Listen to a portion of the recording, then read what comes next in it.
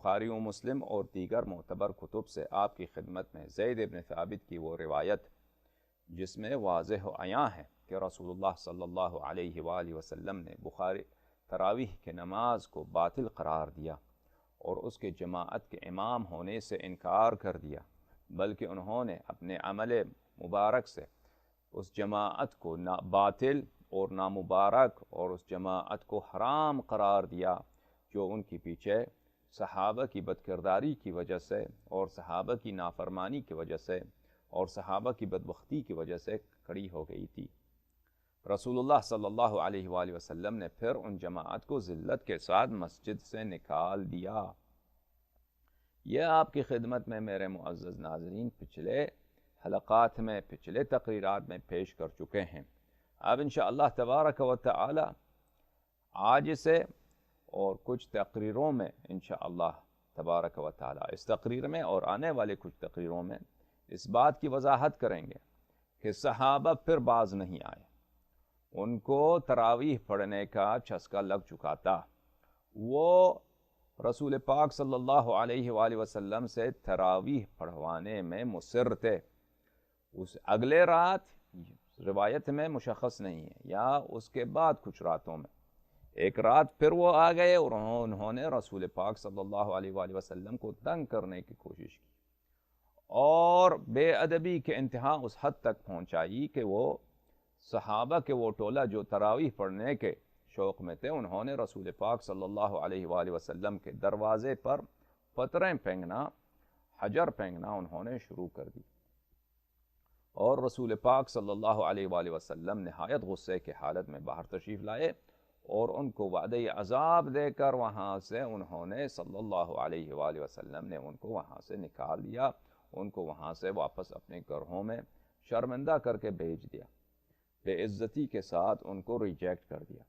اس روایت کی تفصیل میرے معزز ناظرین بخاری و مسلم اور دیگر معتبر کتب سے آپ کی خدمت میں پیش کرتے ہیں۔ آپ کو ہماری باتوں پہ توجہ اور دقت یعنی کیوریاسٹی کے ساتھ، ایگزیکٹیٹیوڈ کے ساتھ توجہ دینی چاہیے، کیونکہ یہ ایسے استدلال ہیں، ایسے واقعات ہیں جن کو چھپانے کی بہت کوشش کی گئی ہے۔ ان واقعات کو نکالنے میں اور سمجھنے میں ان میں دقت کی ضرورت ہوتی ہے، کیونکہ سامنے جو فریق ہے وہ فریق پاگل نہیں ہے، وہ فریق کافی سمجھدار فریق ہے اور کافی چالاک فریق ہے۔ وہ ان کے 1400 سال سے چھپاتے سینسر کرتے الفاظ کو بدلتے روایات کی ایسی انہوں نے کچومڑ نکال دیا ہے کہ ان روایات میں سے ان مطالب کو نکالنا یہ صرف توجہ مانگتا ہے لیکن باطل نہیں ہے۔ توجہ دیں تو آپ کے لیے واضح ہوگی۔ معزز ناظرین روایت دیکھیے، کتاب بخاری جلد سوم، چاپ ادارہ اسلامیات پاکستان، جو ادارہ اسلامیات بک سیلرز نے اگست 2005 میں اس کتاب کو چھاپا ہے پاکستان میں۔ کتاب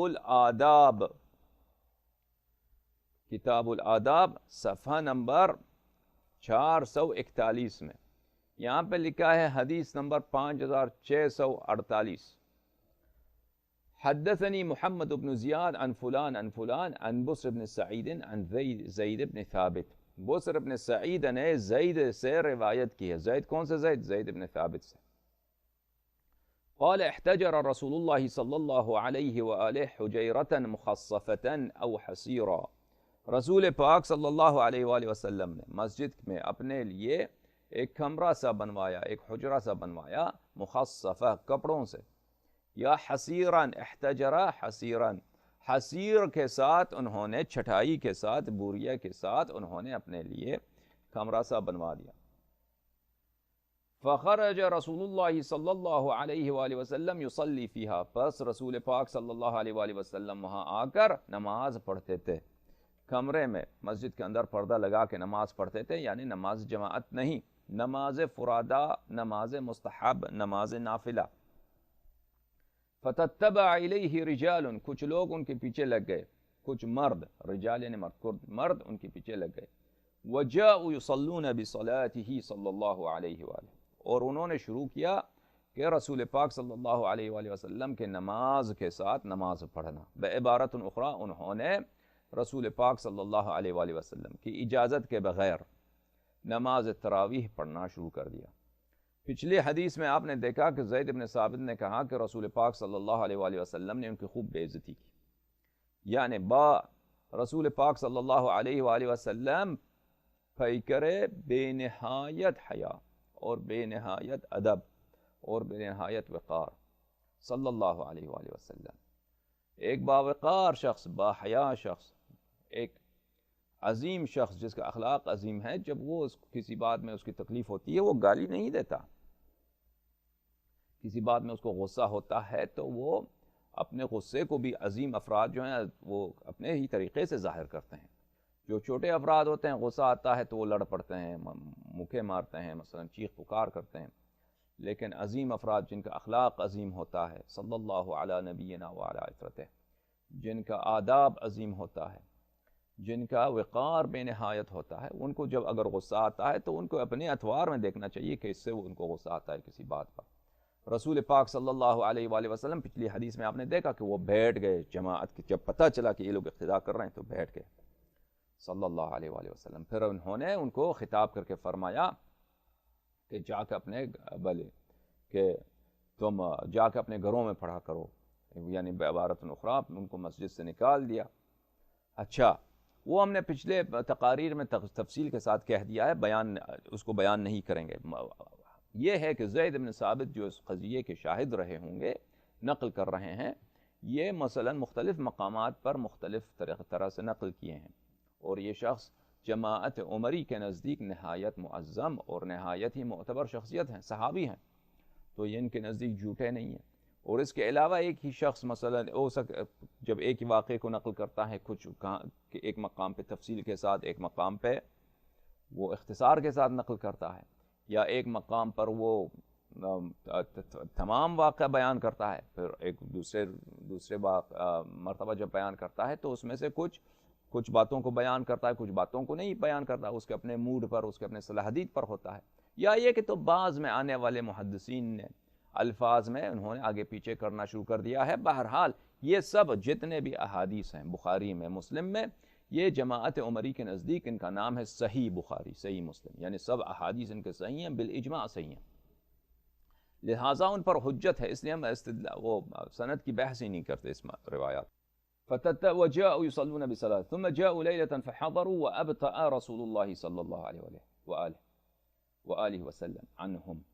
پھر وہ ایک اور رات آ گئے، لیلتاً ایک اور رات، اب مشخص نہیں ہے کہ اگلی رات، تیسری رات، چوتھی رات، پانچویں رات، اسی رات ایک اور رات آ گئے، ایک اور رات آ گئے، رسول پاک صلی اللہ علیہ وآلہ وسلم، یعنی ایک رات کو ان کو دوسری حدیث میں کہہ دیا کہ ان کو وہاں سے بگا دیا رسول پاک صلی اللہ علیہ وآلہ، پھر ایک اگلی رات آ گئے، پھر دیکھا کہ رسول پاک صلی اللہ علیہ وآلہ وسلم پردے میں حجرے میں نماز نہیں پڑھ رہے ہیں۔ اب تھا عنہم، رسول پاک صلی اللہ علیہ وآلہ وسلم نے ان سے دوری اختیار کی ہے۔ اب تھا عنہم، رسول پاک صلی اللہ علیہ وآلہ وسلم نے ان سے تاخیر کی ہے، نہیں آئے۔ فلم یخرج الیہم، پس رسول پاک صلی اللہ علیہ وآلہ وسلم نماز پڑھنے کے لیے، وہ نوافل پڑھنے کے لیے آئے نہیں مسجد۔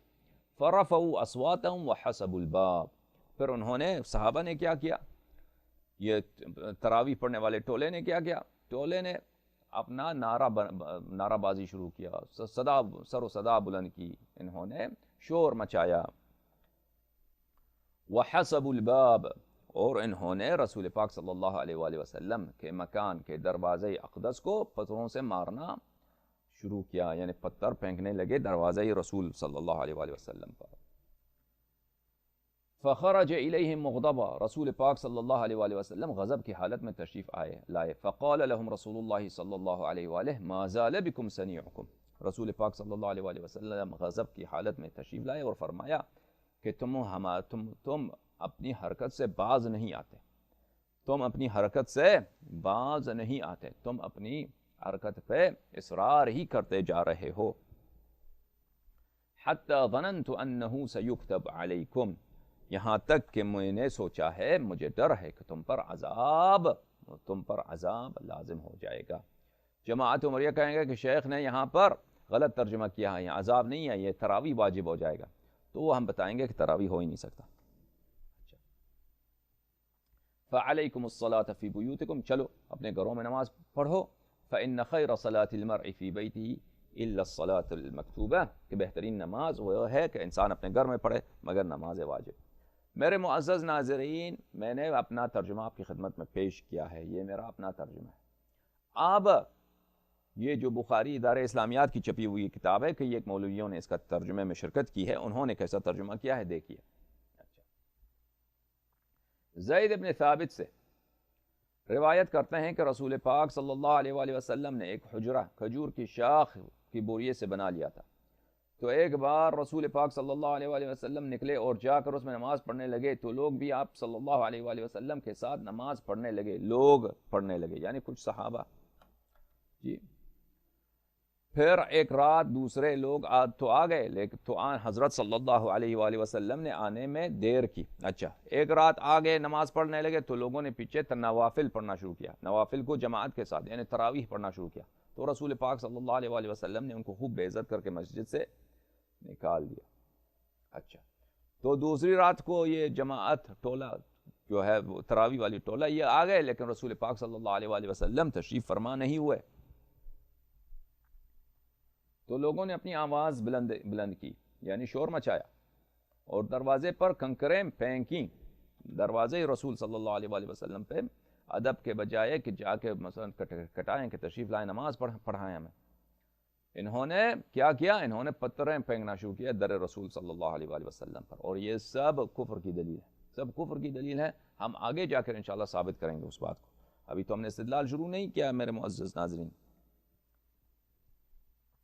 غصے کی حالت میں آپ صلی اللہ علیہ وآلہ وسلم باہر تشریف لائے اور ان لوگوں سے رسول اللہ صلی اللہ علیہ وآلہ وسلم نے فرمایا تمہارے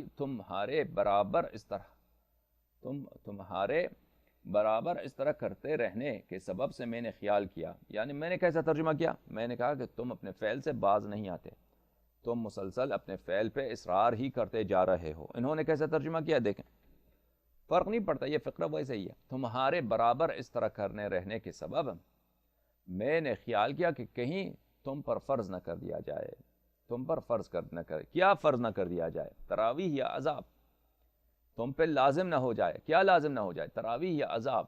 ہم کہیں گے کہ یہاں سے مراد عذاب ہے، تراویح نہیں ہے، کہ تم مسلسل اپنے کام پہ جاری رہنا چاہتے ہو، تم مسلسل اپنے ڈیمانڈ پہ ڈیمانڈ کرتے جا رہے ہو کہ آؤ ہمیں تراویح پڑھاؤ، پھر کنکر مارتے ہو، شور مچاتے ہو کہ مجھے یہ ڈر ہوا کہ تم پہ تم عذاب کے مستحق بن جاؤ، تم پہ عذاب نازل نہ ہو جائے، ہمارا یہ ترجمہ۔ ان کا ترجمہ کیا ہے کہ تم پر فرض نہ ہو جائے، فرض نہ ہو جائے، فرض سے کیا مراد، وہ لیتے ہیں تراویح فرض نہ ہو جائے، لیکن ہم ثابت کریں گے کہ یہاں پہ مراد تراویح نہیں ہو سکتا، یہاں پہ مراد کیا ہے، عذاب ہے، یہ بہت اہم نقطہ ہے، کیونکہ صحابہ نے، تراویح والے صحابہ نے، انہوں نے بے حیائی، بے شرمی کے انتہا کر دی، رسول پاک صلی اللہ علیہ وآلہ وسلم کے دروازے میں پتھریں پھینکنے لگے، اتنی بے ادبی، اتنی گستاخی، اتنی کفر کا اتنا واضح اور اتنا عیان بے حیائی کے ساتھ دکھانا کہ رسول پاک صلی اللہ علیہ وآلہ وسلم کو غصے کی حالت میں باہر تشریف لانا پڑتا ہے۔ اور یہاں پہ ایک نقطہ عرض کرتا چلوں کہ جو صحابہ ایک تراویح کی نماز جس میں تکلیفی تو ہے نا، تکلیفی تو ہے تراویح کی نماز میں، اور جسے رسول پاک صلی اللہ علیہ وآلہ وسلم پہلے منع بھی کر چکے ہیں، جو ہم نے دکھایا آپ کو، جو ایک بدعت ہی بدعت ہے، جو فرما چکے ہیں کہ جا کے اپنے گھروں میں نماز پڑھو، اس کے باوجود ایک تراویح کی نماز جس میں تکلیف ہے اس کے لیے حاضر ہیں کہ حیات رسول اللہ صلی اللہ علیہ وآلہ وسلم میں ان کے دروازے کو پتھراؤ کریں، تو دنیا کی حکومت کے لیے جس میں لذت ہی لذت ہے، اس کے لیے اگر وہ در خانہ اہل بیت علیہم الصلاۃ والسلام، در خانہ رسول اللہ صلی اللہ علیہ وآلہ وسلم کو بعد از وفات نبی صلی اللہ علیہ وآلہ وسلم آگ لگائیں، تو ان صحابہ سے کیا، یہی تو توقع ہے، ایسے بدبختوں سے اور کچھ توقع ہی نہیں کرنی چاہیے۔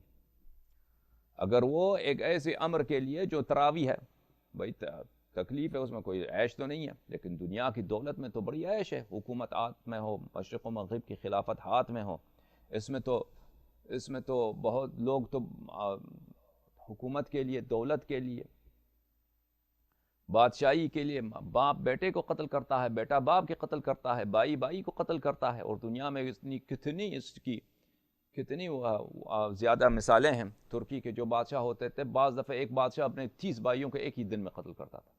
ایک شہزادہ جب ولی عہد خلیفہ بنتا تھا خلافت عثمانی میں ترکی میں، ایک دن میں 20 بھائی کو ایک جگہ پہ ایک ہی دن میں قتل کرتا تھا تاکہ یہ بعد میں مجھ سے حکومت نہ چھین لیں.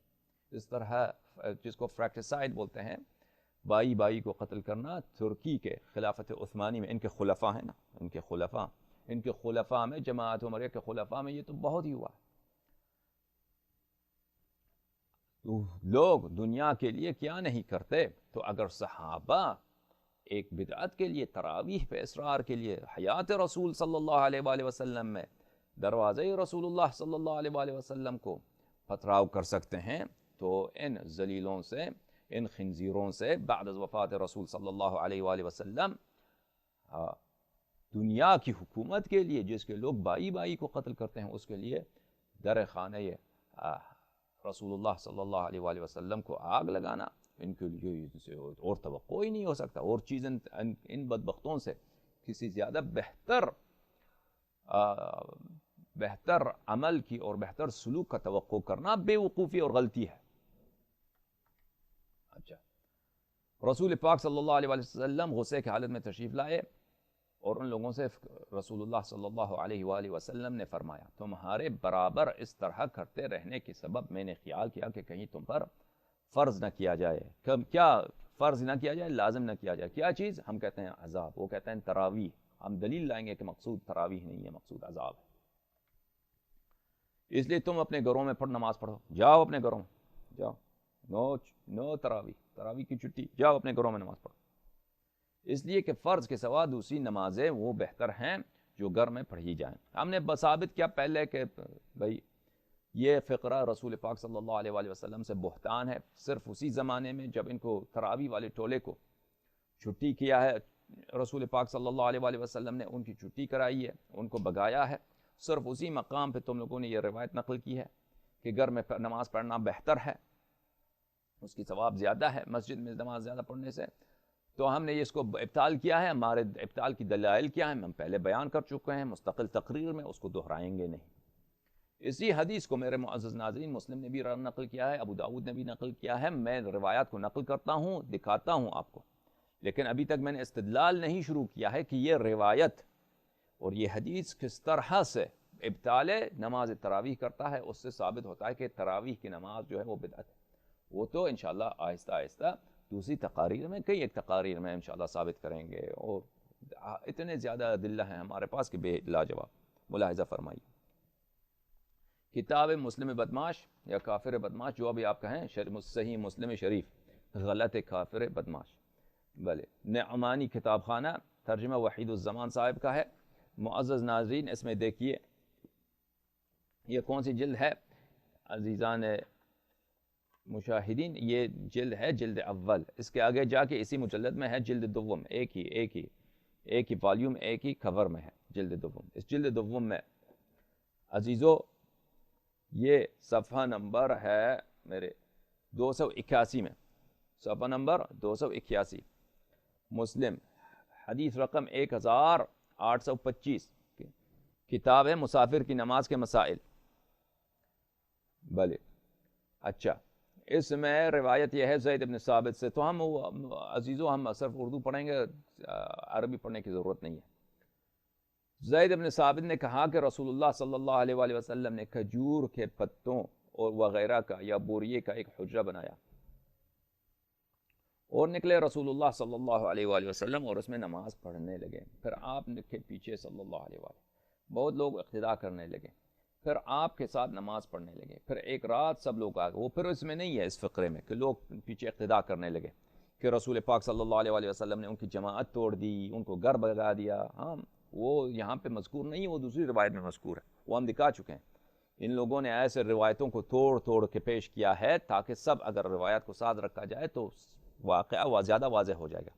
ان کے محدثین کی چالاکی ہے کہ روایت کو توڑ کے ایک حصہ یہاں پہ، ایک حصہ دوسری صفحے میں چھپا دیں، ایک دوسرے سیکشن میں چھپا دیں تاکہ کسی کو پتہ نہ چلے. یہ ان کا مذہب اساسی سے فراڈ ہے. اتنی جھوٹی مذہب دنیا میں آپ کو کہیں نہیں ملے گی جتنی جھوٹی مذہب ہے، مذہب عمری. اچھا، پڑھنے لگے. پھر ایک رات سب لوگ آ گئے. پھر وہ سب تو نہیں آ گئے, وہی لوگ جو صحابہ تھے وہی آ گئے, اور آپ صلی اللہ علیہ وآلہ وسلم نے دیر کی اور ان کی طرف نہ نکلے, اور لوگوں نے آپ کی طرف صلی اللہ علیہ وآلہ وسلم کی طرف آوازیں بلند کی. فلم یخرج الیہم, رسول پاک صلی اللہ علیہ وآلہ وسلم باہر تشریف نہیں لائے. فرفعوا اصواتهم, پھر وہ رفعوا اصواتهم یعنی شور مچانے لگے, اپنے آوازیں بلند کی یعنی کیا مطلب, شور مچانے لگے. اچھا, اور دروازے پر کنکریاں ماری. ہاں, وحسب الباب, کس کے دروازے پہ کنکریاں ماری, کٹکھٹایا نہیں, کٹکھٹایا نہیں, حسب الباب یعنی پھینکا, اس طرح پھینکا, دروازے پہ پتھر پھینکے تھے.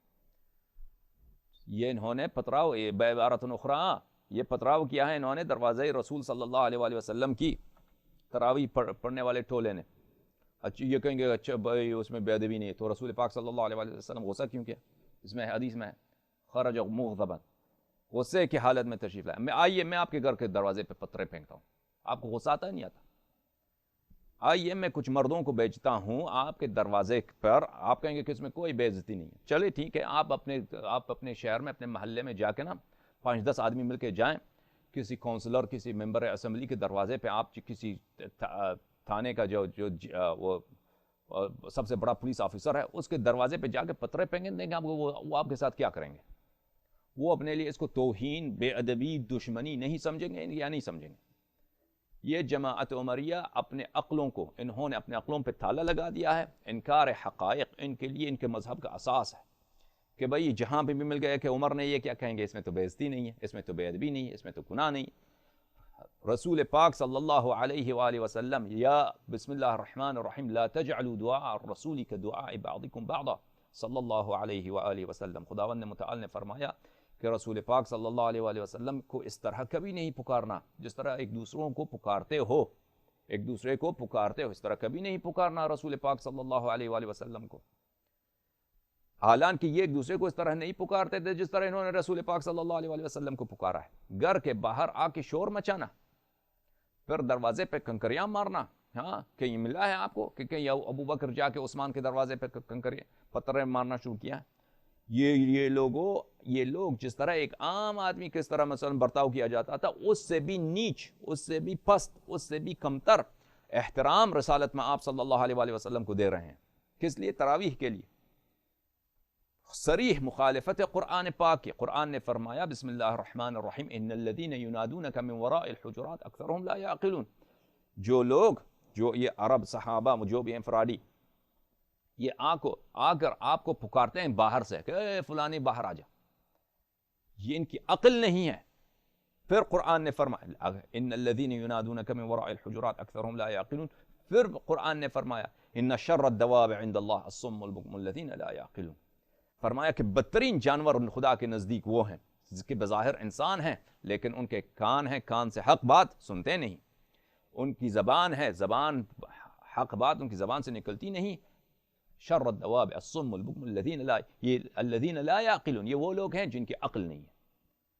فإن الذین ینادونک من وراء الحجرات اکثرهم لا یعقلون. جن لوگ آپ کو پکارتے ہیں آپ کے گھر کے باہر سے, وہ کیا ہیں؟ عقل نہیں ہے. فرمایا جن لوگوں کی عقل نہیں ہے وہ سب سے برے جانور ہیں. سب سے نیچ جانور خنزیر نہیں, کتا نہیں ہے. سب سے نیچ جانور کیا ہے؟ وہ لوگ ہیں ہاں جنہوں نے رسول پاک صلی اللہ علیہ وآلہ وسلم سے بے ادبی کی ہے. اور وہ کون سا ٹولہ ہے؟ وہی تراویح والا ٹولہ ہے جو تراویح کو رسول پاک صلی اللہ علیہ وآلہ وسلم پہ زبردستی پڑھوانا چاہتے ہیں, زبردستی پڑھوانا چاہتے ہیں. اچھا دیکھیے معزز ناظرین, اور دروازے پہ کنکریاں ماری. پھر رسول اللہ صلی اللہ علیہ وآلہ وسلم ان کی طرف غصے سے نکلے, ہاں, اور ان سے فرمایا کہ تمہاری یہ حالت ایسی ہی رہتی تو مجھے گمان یہ ہو گیا ہے کہ یہ نماز تم پر فرض نہ ہو جائے. یہ غلط ترجمہ ہے, یہ غلط ترجمہ ہے. ما زال بکم صنیعکم, تم اپنے فعل پر, اپنے ڈیمانڈ پر, ڈیمانڈ کیا ان کی کہ تراویح پڑھیں گے. نماز تراویح اس زمانے میں تو تراویح نہیں کہتے تھے, تراویح کا نام تو بعد میں لگ گیا ہے. اس زمانے میں یعنی نماز نوافل ماہ رمضان کو جماعت کے ساتھ پڑھنا ہے. پڑھائیے, ہمیں آئیے, شور مچا رہے ہیں کہ پڑھائیے. اچھا, یہ جو تم مسلسل اپنے ڈیمانڈ کرتے جا رہے ہو, پچھلی رات کو بھی ڈیمانڈ کیا تھا, ان کو تو مسجد سے نکال دیا تھا, نماز جماعت ان کا توڑ دیا تھا رسول پاک صلی اللہ علیہ وآلہ وسلم نے. ہیں اب کیا فرمایا؟ تم مسلسل حتی ظننت انہ سیکتب علیکم، یہاں تک کہ مجھے خوف ہو گیا یا مجھے علم ہو گیا. ظننتو بمعنی علم بھی آتا ہے کہ مجھے علم ہو گیا، یا ظننتو بمعنی گمان بھی آتا ہے کہ مجھے گمان ہو گیا.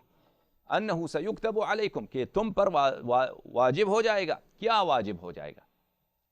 عذاب واجب ہو جائے گا یا تراوی واجب ہو جائے گا؟ ہم دلیل لائیں گے بہت ساری، 1 2 3 4 5 دلیل لائیں گے آپ کے. ابھی وعدہ دیتا ہوں 5، شاید زیادہ ہو جائے. لائیں گے کہ تراویح یہاں پہ مقصود ہو ہی نہیں سکتا. یعنی اگر تراویح کی نماز مستحب ہوتی بھی، جو مستحب نہیں ہے بدعت ہے، اگر مستحب ہوتی بھی، اگر ایک اچھی بات، ڈیزائریبل بات، ایک ایسی ریکمنڈڈ بات اللہ کے نزدیک اللہ کی شریعت میں ہوتی ہے، پھر بھی اس کے واجب ہو جانے کا کوئی امکان نہیں تھا. کیوں؟ کہ اس کے دلائل ہم لائیں گے انشاءاللہ. حالانکہ تراویح مستحب ہے ہی نہیں، بلکہ گناہ ہے، بدعت ہے، اور بدعت گزار ہوتا ہی کافر ہے. تراویح اگر مستحب ہوتا بھی اس کے واجب ہونے کا کوئی امکان نہیں تھا. کیوں؟ اس کی دلائل کئی ہیں. کہ ایک دلیل یہ ہے کہ شب معراج خداوند متعال نے اپنے حبیب صلی اللہ علیہ وسلم کو، بخاری میں حدیث موجود ہے، وعدہ دیا کہ اب میں یہ اسی رات کو جتنی نمازیں واجب کر رہا ہوں، اس کے بعد کوئی نماز واجب نہیں کروں گا. تو جب وہ اللہ نے وعدہ دیا ہے کہ شب معراج کے بعد میں دوبارہ نماز واجب نہیں کروں گا، تو کیسے ہو سکتا ہے کہ پھر وہ نماز واجب کرے؟ ہاں. اور اس کے علاوہ میں نے کہا نا 1 2 3 4 5 دلیل آپ کو لائیں گے کہ نماز تراویح یہ ہو ہی نہیں سکتا کہ واجب ہو جائے. اگر یہ مستحب ہوتا بھی واجب، اس کے واجب ہونے کی کوئی امکان نہیں تھا. ایک وہی کہ خدا نے جب وعدہ دیا ہے، اس سے زیادہ کیا آپ کو دلیل چاہیے؟ اچھا، یہ آگے وہ مستقل تقریر 1 2 تقریر کریں گے اسی موضوع پر انشاءاللہ. تو یہ تراویح جب نہیں ہو سکتا تو تم پر فرض ہو جائے گا، تم پہ لازم ہو جائے گا. کیا؟ اللہ کی عذاب نازل. واضح ہے یہ لوگ پتھر مار رہے ہیں بھائی. در خانہ رسول صلی اللہ علیہ وآلہ وسلم پہ پتھر مارنا، اگر عذاب نازل ہو جائے تو اس میں کیا کون سی اس میں تعجب ہے؟ کوئی بے احترامی پیغمبر اکرم صلی اللہ علیہ وآلہ وسلم، حضرت رسالت میں آپ صلی اللہ علیہ وآلہ وسلم کرے، ان پہ یہ ڈر ہو جائے انسان کہ اس ملعون پہ عذاب نازل نہ ہو جائے. اس میں کوئی خوف، اس میں کوئی تعجب کی بات نہیں ہے. تم اپنے گھروں میں نماز پڑھو، اس لیے کہ سوائے فرض کے بہترین نماز وہی ہے جو گھروں میں ہو، گھر میں ہو کہ ریا سے دور ہے. اچھا، ریا سے دور ہے، انہوں نے اپنے جیب سے اضافہ کیا ہے، وہ مسلم میں نہیں ہے، لیکن گھر میں نماز پڑھنا، مستحب نماز گھر میں پڑھنا مسجد سے زیادہ بہتر ہے. ہم نے اس کو پہلے ہی ابطال کر دیا ہے، یہ جھوٹ ہے، تہمت ہے رسول اللہ صلی اللہ علیہ وآلہ وسلم پر. اس روایت کو میرے معزز ناظرین کئی ایک حفاظ نے اپنی کتب میں روایت کی ہے. مثلا ابو داؤد نے سنن میں روایت کیا، ابو عوانہ نے مسند میں روایت کی ہے، ابو جعفر الطحاوی، احمد بن سلامہ المصری الطحاوی نے اپنی کتاب شرح مشکل الآثار میں روایت کی ہے، اور بہت سارے حفاظ نے، بہت سارے محدثین نے اپنے کتب و زبور میں اس کتاب کو اس حدیث کو روایت کی ہے. سب کو دکھانے اور دہرانے کی ضرورت نہیں ہے، کیونکہ بخاری اور مسلم ان کے نزدیک سب سے بہترین کتاب ہے. بخاری مسلم سے دکھا چکے ہیں. اب انشاءاللہ تبارک و تعالی نیکسٹ اسپیچ میں شروع کروں گا استدلال کرنے پر کہ کیسے اس حدیث سے ثابت ہوتا ہے کہ تراویح کیا ہے، تراویح باطل ہے، تراویح بدعت ہے انشاءاللہ تبارک و تعالی. اور ایسے یہ جو میں آپ کی خدمت میں پیش کر رہا ہوں، یہ علماء کی کتب میں کہیں بھی نہیں ہے. یہ مطالب جو میں آپ کی خدمت میں پیش کرتا ہوں، میں سے یہ آپ کو یہ متائن علماء کی کتب میں نہیں ملیں گی. یہ الحمدللہ رب العالمین خدا کا فضل ہے اس حقیر پر. اس طرح کے مسائل اتنے سالوں سے ہم پیش کر رہے ہیں، نئے، بالکل اتنے نئے استدلال پیش کر رہے ہیں اسی مطالب پر، اور سب ایسے استدلال کہ جماعت عمریہ مل جائیں. ان کے تمام علماء مکہ، مدینہ، لاہور، کراچی، پشاور، پاکستان، سب کے علماء مل کے بیٹھ جائیں کہ جواب دیں ہمارے اشکالوں کا. جواب نہیں دے سکیں گے انشاءاللہ تبارک و تعالی. یہ خداوند متعال کا تفضل ہے. میرے معزز ناظرین، آپ کا سب کا بہت شکریہ.